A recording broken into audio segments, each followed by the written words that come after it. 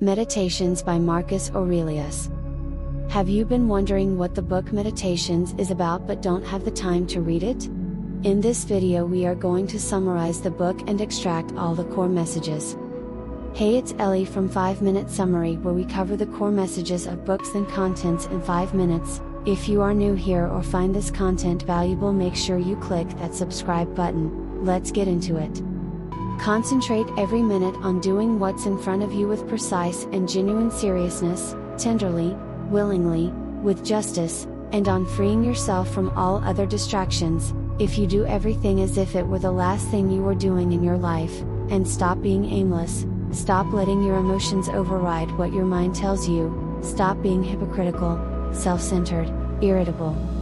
Do external things distract you? Then make time for yourself to learn something worthwhile. Stop letting yourself be pulled in all directions. People who labor all their lives but have no purpose to direct every thought and impulse toward are wasting their time, even when hard at work. You could leave life right now. Let that determine what you do and say and think. You cannot lose another life than the one you're living now, or live another one than the one you're losing.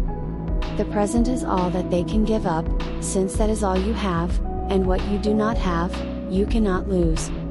Don't waste the rest of your time here worrying about other people. Unless it affects the common good, it will keep you from doing anything useful. You will be too preoccupied with what so-and-so is doing, and why, and what they're saying, and what they're thinking, and what they're up to, and all the other things that throw you off and keep you from focusing on your own mind. Each of us lives only now, this brief instant. The rest has been lived already, or is impossible to see.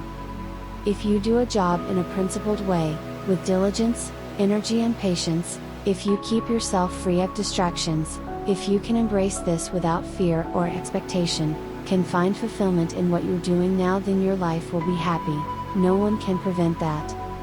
Your conversion should always rest on a conviction that it's right, or benefits others. Most of what we say and do is not essential. If you can eliminate it, you'll have more time, and more tranquility. Ask yourself at every moment, is this necessary? Don't give the small things more time than they deserve. Remember this principle: when something threatens to cause you pain, the thing itself was no misfortune at all. To endure it and prevail is great good fortune. When you need encouragement, think of the qualities the people around you have: this one's energy, that one's modesty, another's generosity, and so on. Nothing is as encouraging as when virtues are visibly embodied in the people around us, when we're practically showered with them. It's good to keep this in mind.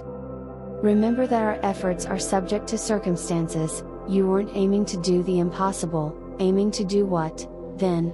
To try, and you succeeded. What you set out to do is accomplished. It doesn't hurt me unless I interpret its happening as harmful to me. I can choose not to. Treat what you don't have as non-existent. Look at what you have, the things you value most, and think of how much you'd crave them if you didn't have them. But be careful, don't feel such satisfaction that you start to overvalue them, that it would upset you to lose them.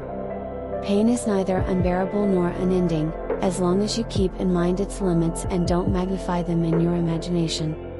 You don't need much to live happily. Don't give up on attaining freedom, achieving humility, serving others.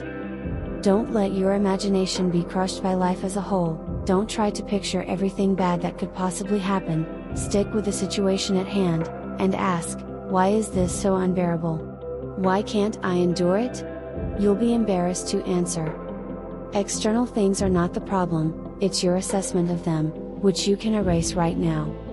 If they've made a mistake, correct them gently and show them where they went wrong. If you can't do that, then the blame lies with you, or no one. Don't let anything deter you: other people's misbehavior, your own misperceptions, what people will say, or the feelings of the body that covers you. And if, when it's time to depart, you shunt everything aside except your mind and the divinity within, if it isn't ceasing to live that you're afraid of but never beginning to live properly, then you'll be worthy of the world that made you. If you enjoy this video and find it valuable, click the like button and subscribe to the channel. Make sure to also check out the other videos in the personal development series, where you will find more 5-minute summaries of amazing books. I'll see you on the next one.